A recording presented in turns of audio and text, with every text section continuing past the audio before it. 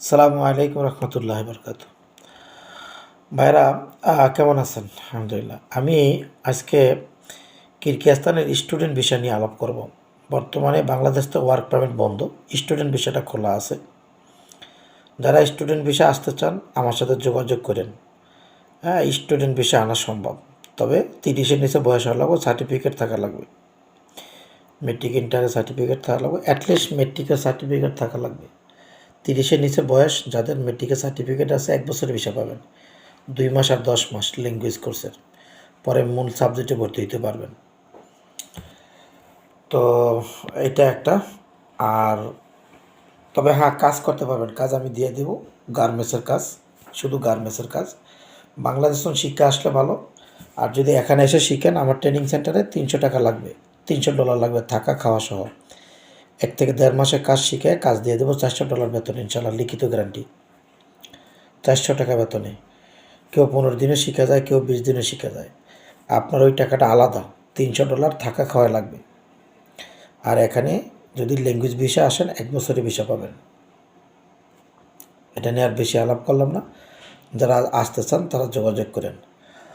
আর যেটা নিয়ে মেন আলোচনা করার জন্য আজকে বসছি সেটা হলো যারা সৌদি আরব যেতে চান। আমি 96 থেকে সৌদির বিজনেস করি। সৌদির সম্বন্ধে আমার আলহামদুলিল্লাহ পুঙ্খানু ধারণা আছে।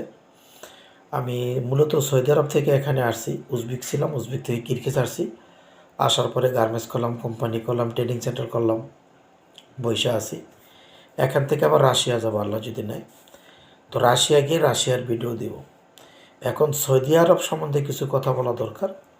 সৌদি কী কী ভিসা আছে, ছোটো মুআসাসা কী, বড় মুআসাসা কী, তারপরে আপনার সরাসরি কোম্পানির ভিসা কী, ফ্রি ভিসা কী, ফ্রি ভিসায় গিয়া আপনারা তানাজ্জুল হইতে পারেন, আর কোম্পানিতে ট্রান্সফার হইতে পারেন, কাফালা হইতে পারেন, কতদিনে কাফালা হইতে পারবেন, কয়দিন পরে আপনার এই যে 3 মাসের আকামাটা দেয়, এই আকামাটা থাকলে আপনার কী সুযোগ সুবিধা, আবার আকামার মেয়াদ গেলে অন্য কোম্পানিতে যে আপনি তানাজ্জুল হইতে না পারেন কী অসুবিধা, বা হইতে পারলেও কী সুবিধা আছে, ডিটেলস আলোচনা করবো ইনশাআল্লাহ।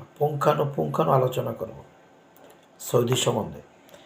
তারপরে সৌদি আরবে ব্যবসা করা যায় কি না, বাঙালি যারা আছে তারা কেমনি ব্যবসা করে, কফিলকে ধরে বিজনেস করে, নিজের নামে কেন বিজনেস করতে পারে না, নিজের নামে কোম্পানি খোলাটা অনেক কঠিন কেন, তারপরে সৌদিতে কেন সিটিজেনশিপ দিচ্ছে না, শুধু ইউরোপিয়ান 1-2 জন লোককে দিচ্ছে, তারা কেন কী জন্য দিচ্ছে না, এই ডিটেলস আলোচনা করব। 50 লক্ষ বাঙালি আছে সৌদি আরবে।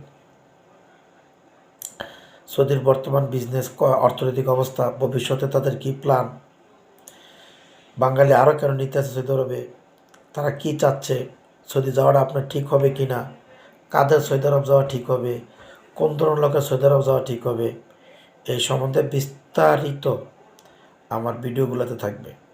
সো যারাই সৌদি সম্বন্ধে জানতে চান তারা আমার চ্যানেলটা সাবস্ক্রাইব করুন এবং আমার সাথে থাকুন। আগামীকাল থেকে আমি সৌদির ইনশাল্লাহ ভিডিও দেওয়া শুরু করবো। আসসালামু আলাইকুম রহমতুল্লাহ।